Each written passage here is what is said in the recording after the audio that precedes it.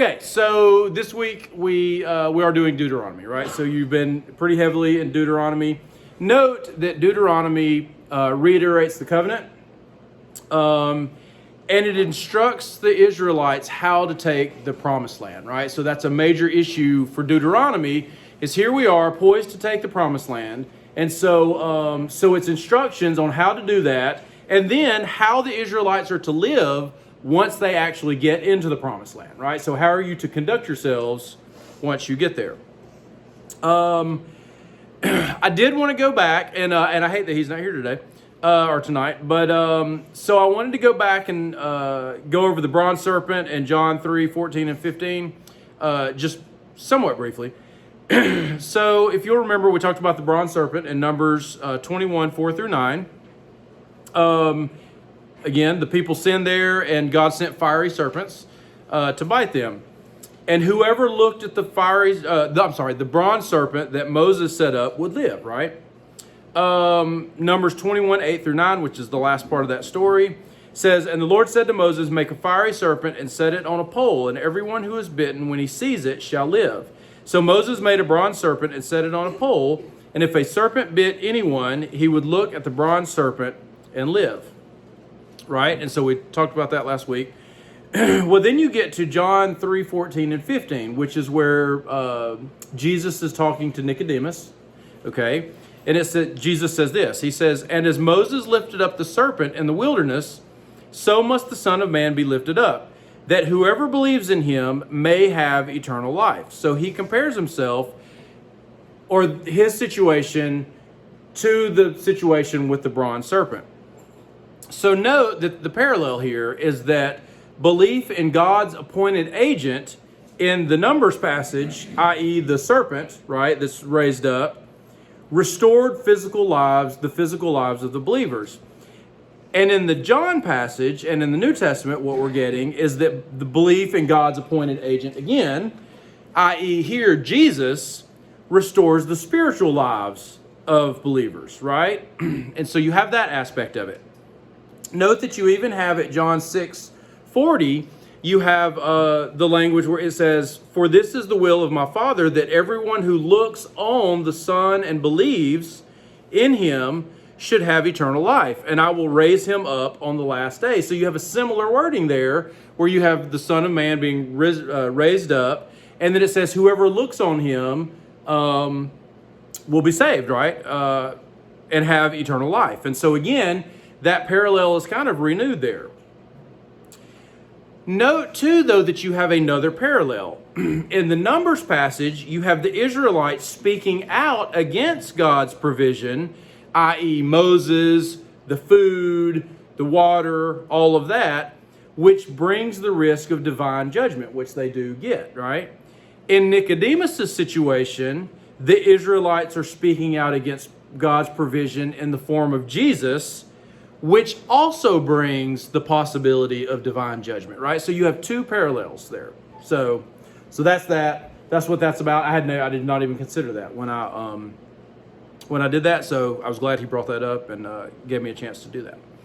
All right. So the justice system. Okay. So listen again. Deuteronomy is very repetitive of what we've already done, because it's basically Moses saying, "Remember when I told you, and remember when this happened, and remember when I told you that." And so it's a little repetitive. So we're going to go through some of the stuff that's kind of reiterated in Deuteronomy. So note again that we talked about the law, and we talked about the law as being set up as a covenant treaty between God and Israel, right? And the laws themselves are the stipulations of that covenant. So if you are going to join into this covenant with God, then this is his expectations of you, that your judicial system will look something like this law that's being presented, right? So again, it's not necessarily that the laws are meant to be definitive. These are all of the things that you're supposed to do.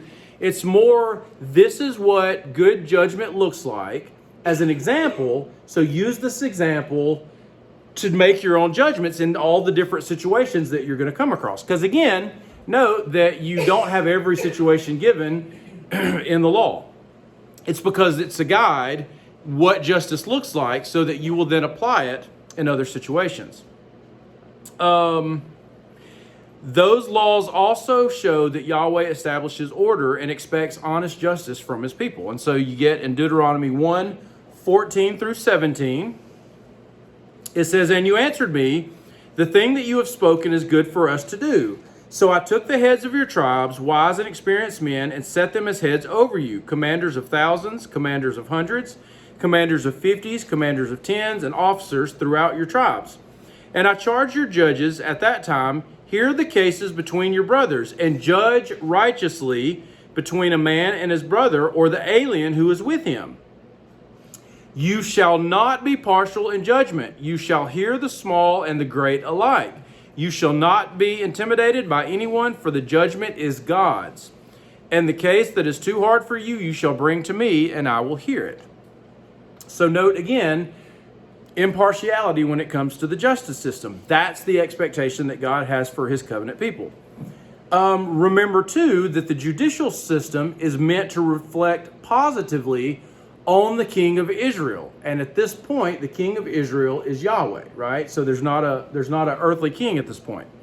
So Deuteronomy 4:5 through 8 says, "See, I have taught you statutes and rules, as the Lord my God commanded me, that you should do them in the land that you are entering to take possession of." Because again, this is the way we're supposed to live when we get into the promised land. "Keep them and do them, for that will be your wisdom and your understanding in the sight of the peoples, who, when they hear all these statutes, will say, surely this great nation is a wise and understanding people." So again, remember I told you that the point of a law code is to make the nation look good to the people around so that they will want what you have.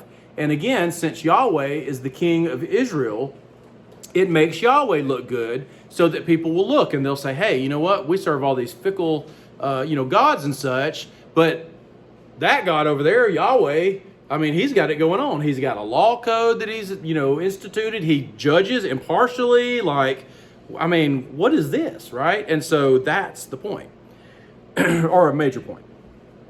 For what great nation is there that has a God so near to it as the Lord our God is to us, whenever we call upon him? And what great nation is there that has statutes and rules so righteous as all this that I have set before you today? Right? So again, it makes God look good. It makes the nation look good. So then, to give you another example of the social law as a reflection of Yahweh, you have Deuteronomy 10:17 through 22. "For the Lord your God is God of gods and Lord of lords, the great, the mighty, and the awesome God, who is not partial and takes no bribe. He executes justice for the fatherless and the widow, and loves the sojourner, giving him food and clothing." Right? So again, he's for the fatherless and the widow, who are the poorest of the poor people. He loves the sojourner. So even people who aren't part of Israel, he's fair to those people as well, right? So again, this is a big deal. "Love the sojourner, therefore, for you were sojourners in the land of Egypt. You shall fear the Lord your God, you shall serve him and hold fast to him, and by his name you shall swear. He is your praise, he is your God, who has done for you these great and terrifying things that your eyes have seen. Your fathers went down to Egypt, 70 persons, and now the Lord your God has made you as numerous as the stars of heaven." So again, you have the covenant blessings, the covenant promises are fulfilled in, in the fact that their people are many now. All right. So you have continued warnings against idolatry, right? So again, there's a lot about idolatry because that's a real fear for the Israelites, right? Because again, this is where they came from. They came from multiple gods. They still generally believe there are multiple gods, and they want to worship those multiple gods, right? It's like if you're used to eating a bunch of food, and then suddenly you're on a diet of just salad. But all the other food is still there. And you're like, well, I like all this other food, and I'm used to eating this other food, and I'm thinking I need this other stuff, right? And so it would be very hard just in terms of food, at least for me. Maybe this just says more about me than it says anything else. But it would be very hard for me, not to eat the other food that's sitting there, right? Because I'm like, well, I should be eating these other things, right? Not just rabbit food, right?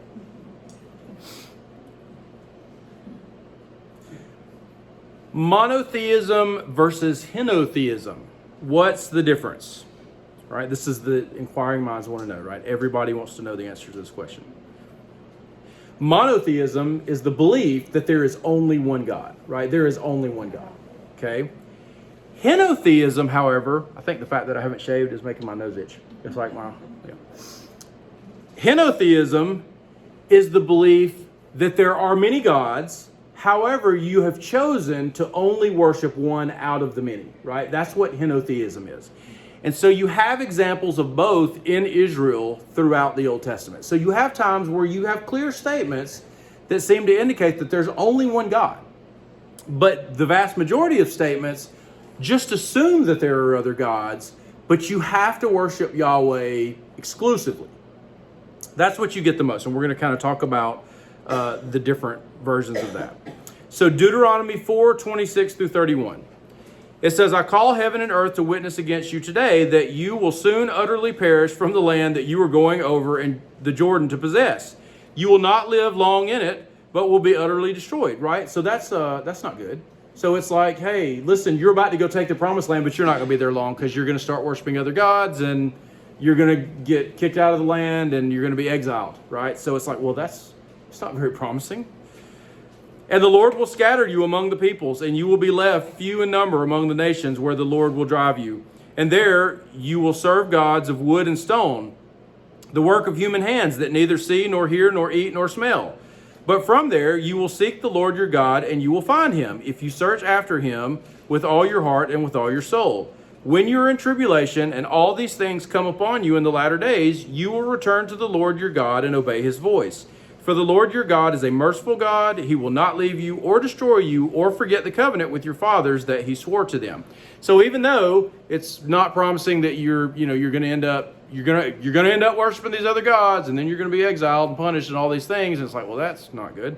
But God will never forget his covenant, right? So it's a pre-warning of what's going to happen, right?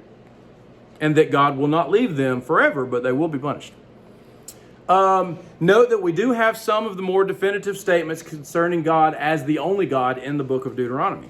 So at 4:35 and 4:39, it says, to you it was shown that you might know that the Lord is God. There is no other besides him, right? And so that seems to be somewhat definitive statement.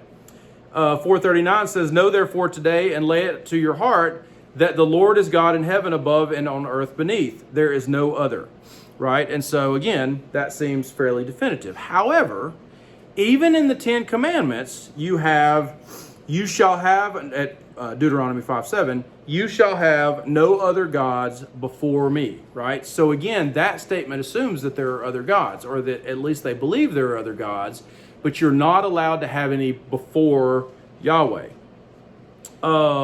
So that's a little more henotheism than monotheism. And again, we know clearly that the ancient Israelites worshipped other gods, right? So sometimes you may get uncomfortable and you may think, I don't know, why would the Bible talk like that? Well, again, because they're worshiping other gods.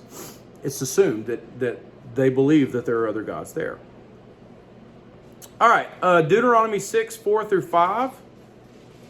You have the Shema, which is still recited today by observant Jews twice a day, right?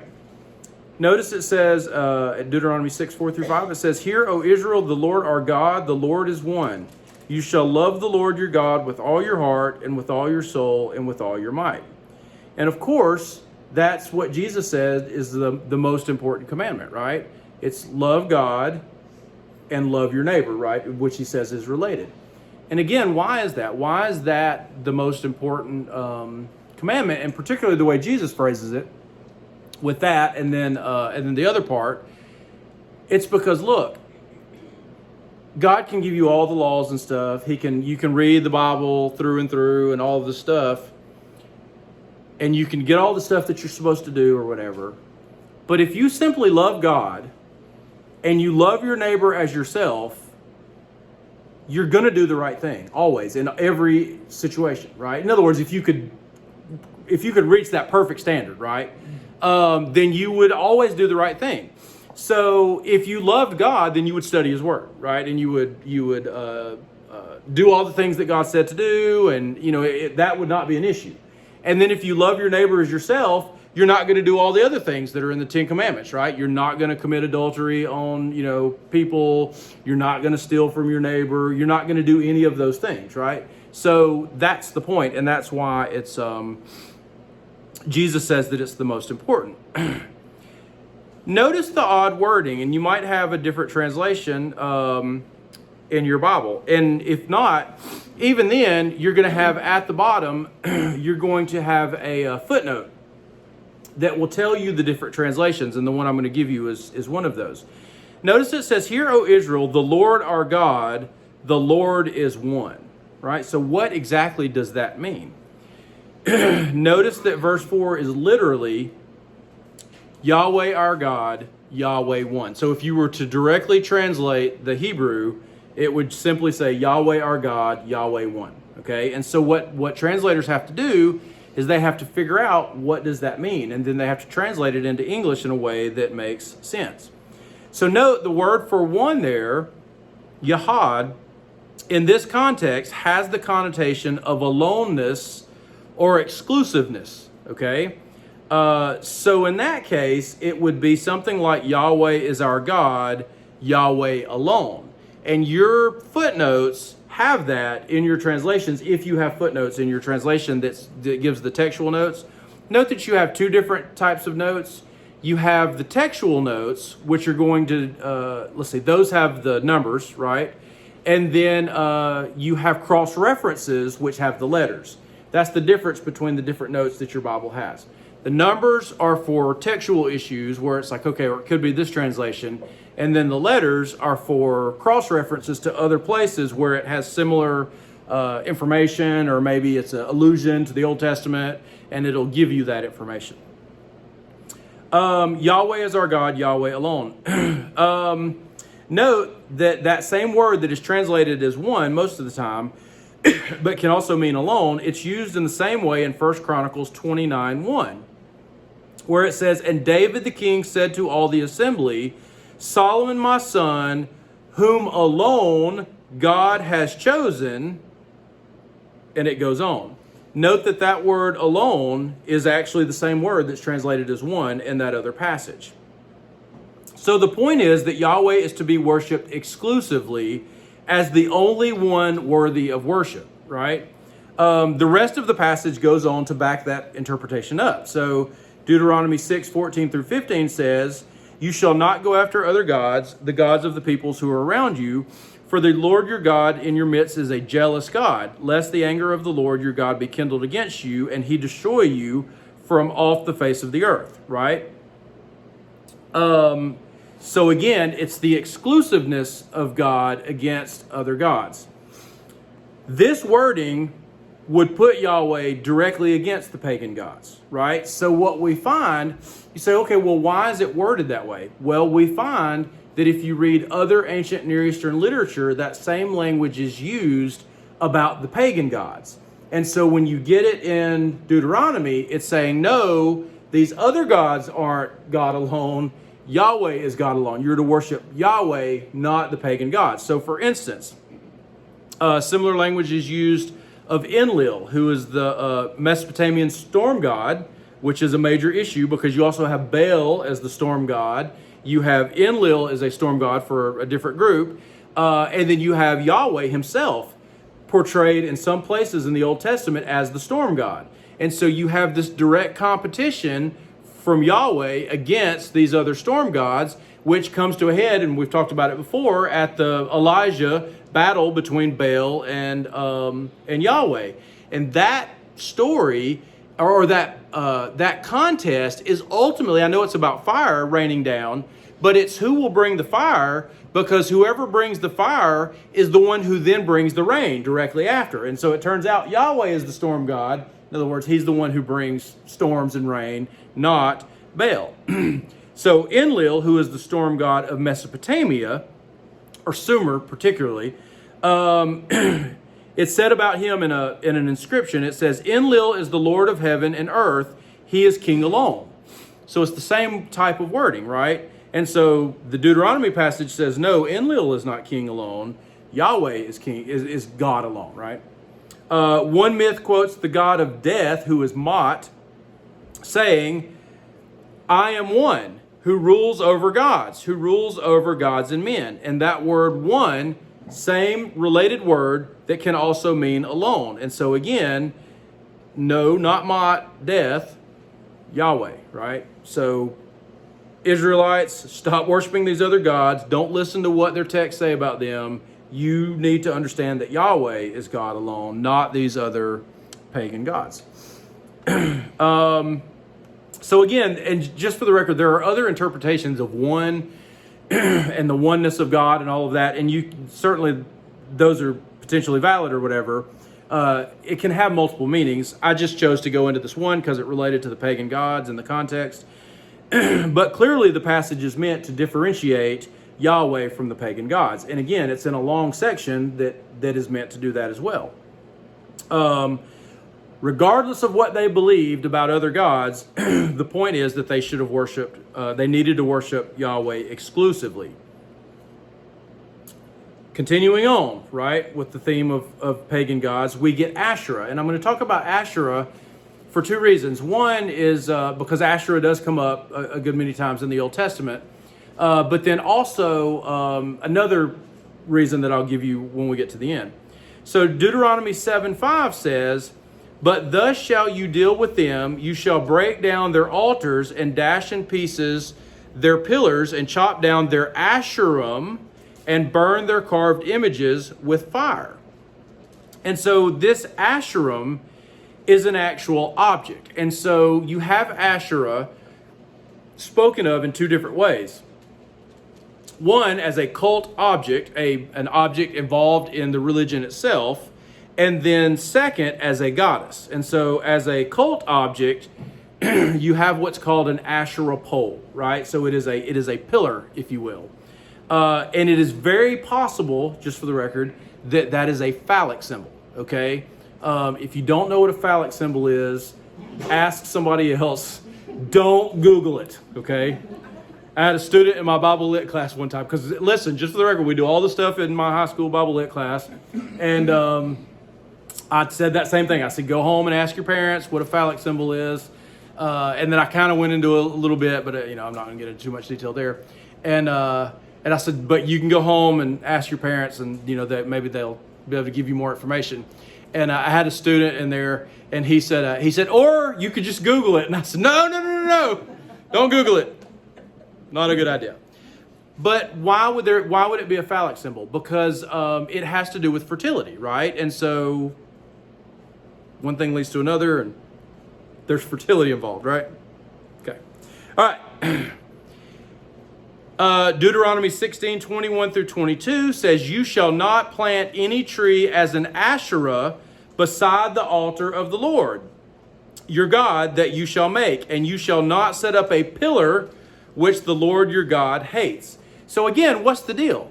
It's because you can't associate Yahweh with these other gods. You cannot worship Yahweh the way you worship these other gods. Because again, once we start doing that, then we start putting the two together. You also have Asherah the goddess, right? So you have the Asherah pole, which she is a fertility goddess, and we'll talk a little bit more about that. Well, we'll talk about it here. Okay, so you have Asherah. So what do? So you look at the Bible and you say, okay, I have this word Asherah, and I don't know much about that. But what I'm going to do is I'm going to look in other related Semitic languages and see if there is a word or a goddess that I can then relate to the same wording. And you can do that. So we may not know much about Asherah from the Old Testament, but in Ugarit, remember I talked about Ugarit, which is north of Israel. And Ugarit is a place where we've gotten a treasure trove of texts about these Canaanite gods and such. And so you can go back and you can read these. Well, in Ugaritic, which is a language related to Hebrew, her name is Atharat, right? So Asherah and Atharat, if you look at the stuff in Ugaritic and Hebrew, trust me, I know it sounds different, but it looks the same or similar. And Atharat is the wife of El, who is the head of the pantheon of gods, or sometimes also the wife of Baal, because Baal eventually becomes associated with the head of the pantheon of the gods. So basically Baal and El, all right, rhymes, you can't make this stuff up. Baal and El end up being kind of put together. It's maybe because they rhyme, and they were like, wait a minute, these rhyme, they're probably the same thing. Not really, that's not the way that works. In Mesopotamia, so notice that Atharat is the wife of Baal. Mesopotamia, it's Asheratum, and so it's the same goddess. And then in Hittite, which is north of Ugarit, so it's basically Turkey, you have Ashurtu, right? And so all three of those are related, okay? Hittite, just for the record, is not a Semitic language, so it's not related, but it's the same goddess. The important thing is that Asherah is the wife of Baal. Okay, and that's important because we have two extra biblical references to Asherah of Yahweh.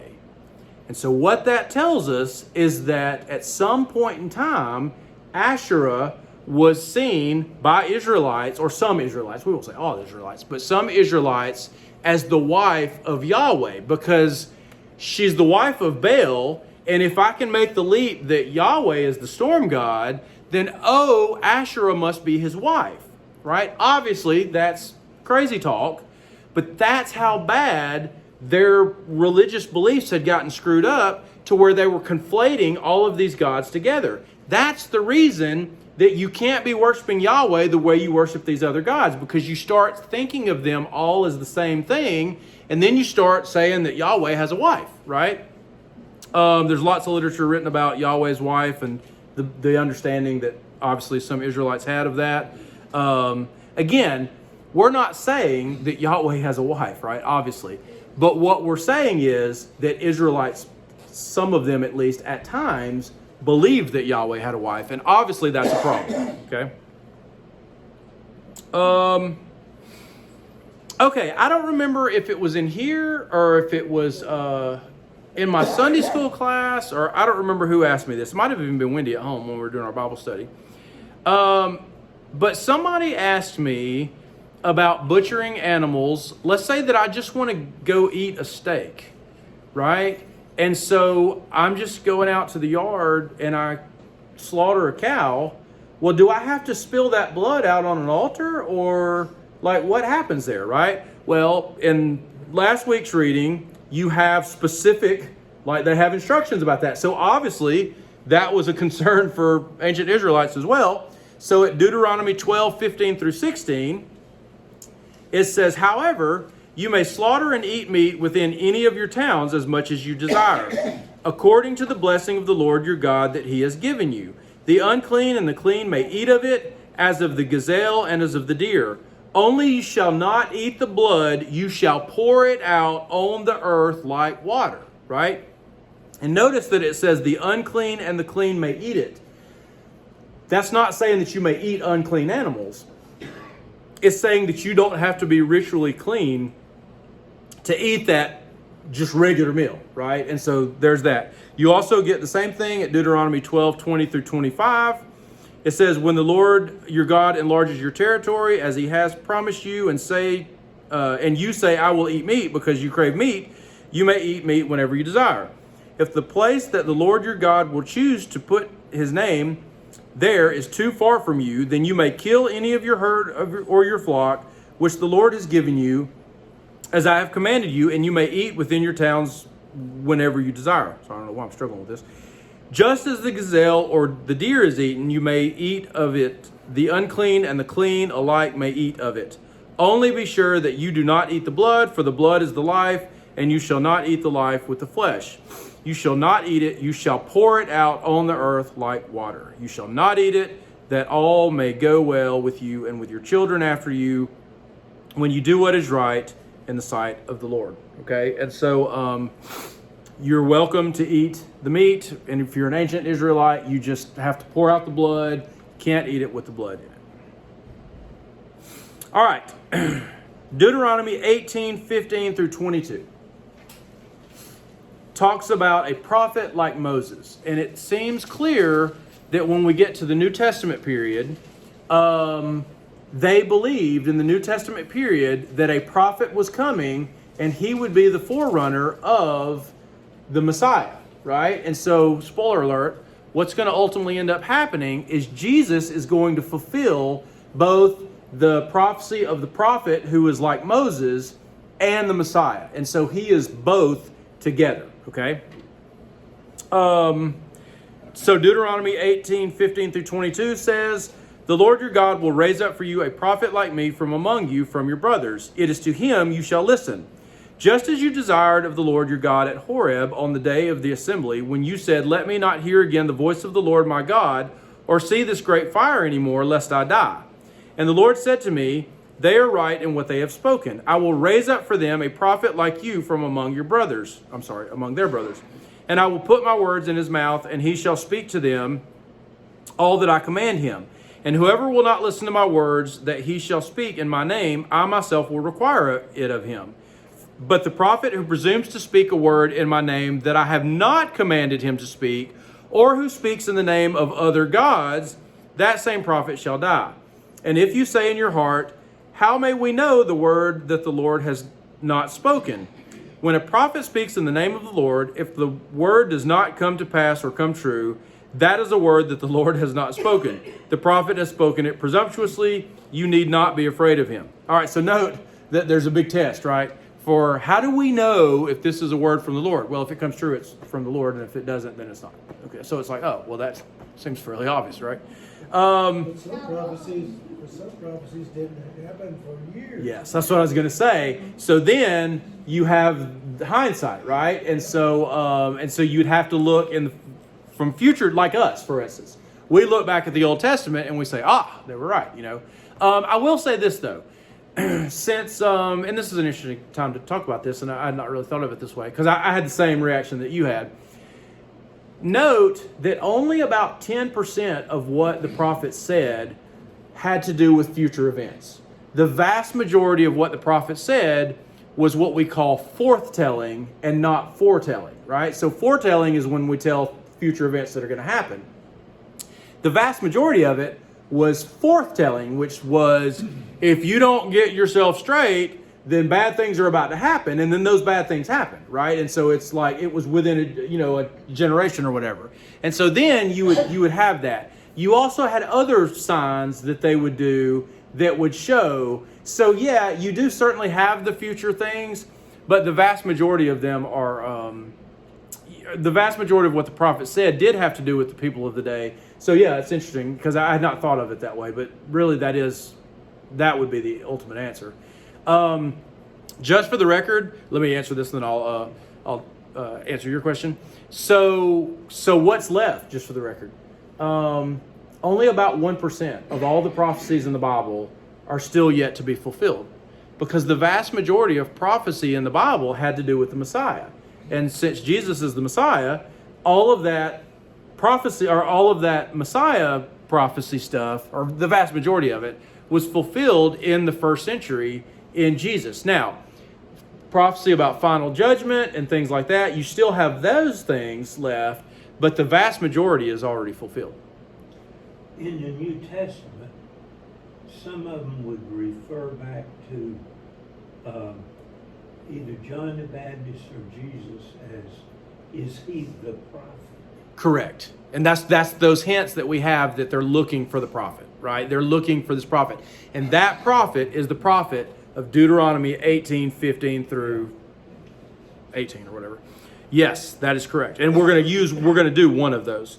But not about John the Baptist. So yes, so when John the Baptist comes in, that's what they assume, right? It turns out John the Baptist fulfills the role of Elijah, they also believed Elijah would come back before the Messiah, and he does, but not literally. John the Baptist fulfills that role, and when you read through John clearly presents him as using some of the same language and different things like that. So yeah. So the New Testament authors present Jesus as the ultimate fulfillment of this prophecy. Now listen, that doesn't mean that there weren't other prophets. And it doesn't mean that that specific passage wasn't fulfilled in some other person at some point in time in some way. But you have what you can have a near fulfillment, but then you have an ultimate fulfillment. The best example that you can give of that, and people are like, wait, what?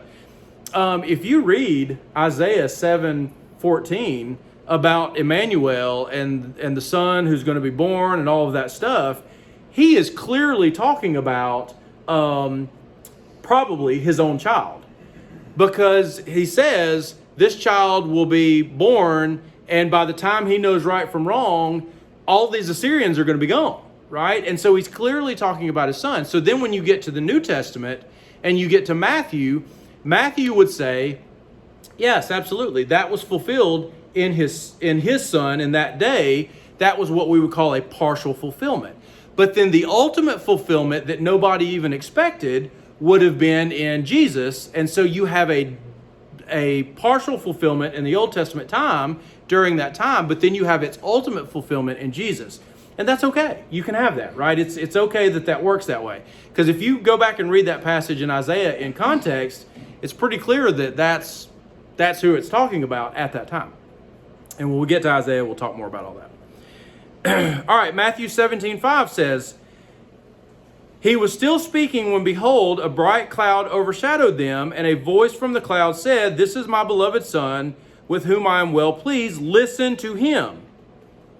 Deuteronomy 18:15 says, the Lord your God will raise up for you a prophet like me from among you, from your brothers. It is to him you shall listen.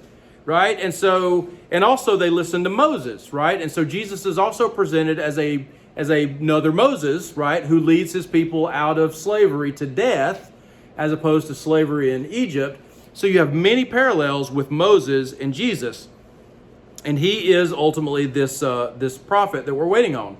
Note that the speaking of God in both of those instances, or at least in the instance of Jesus, when God speaks there, it has a similar reaction to when God speaks to Moses as well. So in Matthew 17:6, it says, when the disciples heard this, they fell on their faces and were terrified, right, when they heard the voice of God. Well, Exodus 34:30 says, Aaron and all the people of Israel saw Moses, and behold, the skin of his face shone, and they were afraid to come near him. And then you have multiple places, we just talked about it a little while ago, where they went up to the mountain, and then they heard the voice of God, and they were terrified. That's really the example I should have put in here. I don't know why I didn't. They heard the voice of God, and they were terrified, right? And they said, we don't want to ever talk to God again. Like, you talk to God for us, right? That's the much better example. I don't know why I didn't put that there. John 7:40 says, when they heard these words, and this is the words of Jesus, some of the people said, this really is the prophet, right? And so they're saying, wow, this is the prophet of Deuteronomy 18:15, right? All right, and then the last thing. We're going to go over one more thing. Deuteronomy 21:22 through 23. It says, and if a man has committed a crime punishable by death, and he is put to death, and you hang him on a tree, his body shall not remain all night on the tree, but you shall bury him the same day. For a hanged man is cursed by God. You shall not defile your land that the Lord your God is giving you for an inheritance. So again, this is why they take Jesus' body down that night, or the night, because it can't stay up there past the day because of this passage. And you say, well, they didn't hang him on a tree, they crucified him. Well, that was all the same thing. It was all the same difference. Anything that you did to a person that had them on a piece of wood, you hung them on a tree. That's the way they looked at it. It's because the language behind it, but they're hung on a tree. So if you crucify someone, they're hung on a tree. Probably here in Deuteronomy, it's probably not that. Here, it's probably being impaled, right? So, and it's all for political reasons, both being crucified and being impaled. So you foment, revolution against me, and I'm the king, and so I don't like that, and so I don't want other people to do that, because that would be very inconvenient. And so what I'm going to do is I'm going to impale you on a stake, and I'm going to leave you outside my gates. And as people come in down the road, they're going to see all of these people impaled on these stakes, right? And they're going to say, I don't want to mess with this king. It's the same thing in the New Testament with Jesus.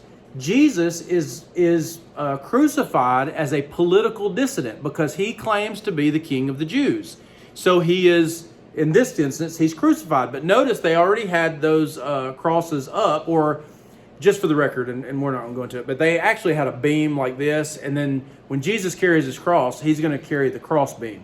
So they bring it, he has to carry that cross beam, and then they would lock it into place. And it was actually probably a capital T shape, not a lower T shape like we normally think of today. So they would have locked you on there.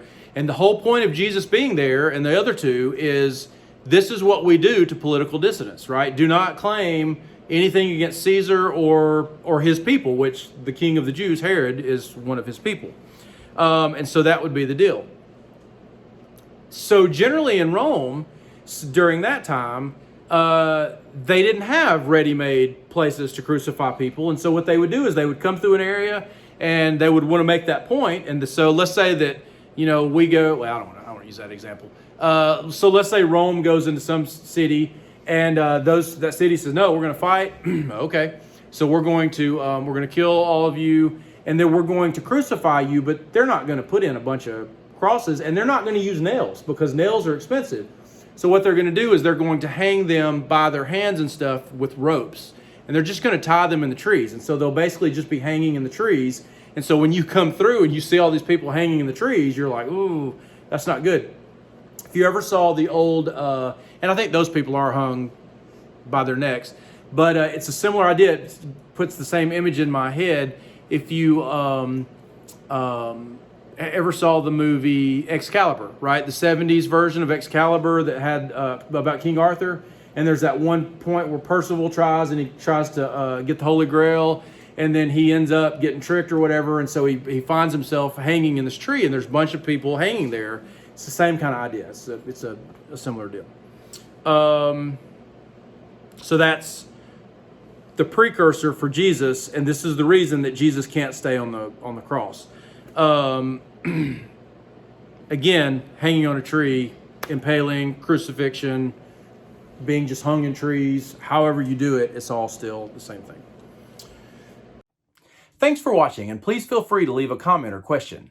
And if you found this video helpful, hit like. And if you would like to be notified when new videos are released, hit subscribe and join us next time as we study the Bible in context.